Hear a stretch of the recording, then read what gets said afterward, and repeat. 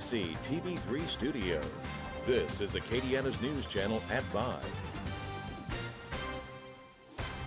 Tonight, President Trump is pushing forward with his plan to impose tariffs on imported steel and aluminum. Official action could come by the end of the week, but Canada and Mexico could be exempt from those tariffs. Officials say those countries would be exempted under a national security carve-out. However, any country seeking an exemption would be considered on a case-by-case basis. Meanwhile, more than 100 House Republicans, including some from Louisiana, are pushing back against the plan, as is the U.S. Chamber of Commerce, saying they are afraid of a trade war. But as Josh Minnie reports, some in Acadiana businesses say they want the tariffs to become a reality. It's our top story.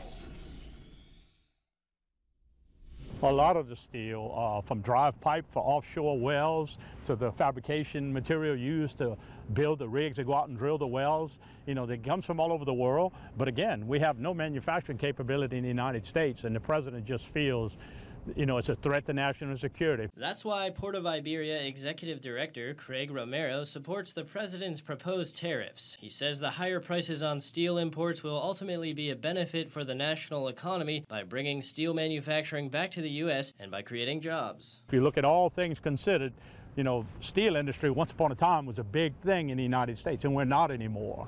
And again, you can stand and argue about, well, they need the cheaper material. Yeah, there's no availability here because it's been decimated. But Congressman Clay Higgins is warning against the tariffs. In a letter to President Trump, Higgins said the tariffs could potentially cost Louisiana's liquid natural gas industry $120 billion in private investment projects. We've communicated clearly and candidly with the president, a man that I've come to know, and we work together very well to make sure that ongoing projects, existing projects that have already been modeled out economically, and hundreds of millions of private capital invested in many cases, that these projects are protected from any new tariff that would be born in the president's administration. Other members of Louisiana's congressional delegation share Higgins' concerns. They say while they want the president to address the issues of fair trade in American manufacturing, they want him to be more careful in his approach. We have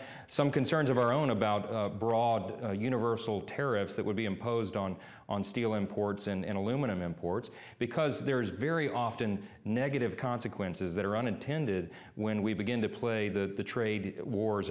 But broad tariffs may have unintended consequences for Louisiana jobs, specifically in shipbuilding, oil and gas, agriculture. In Iberia Parish, Josh Minnie, KTC TV3.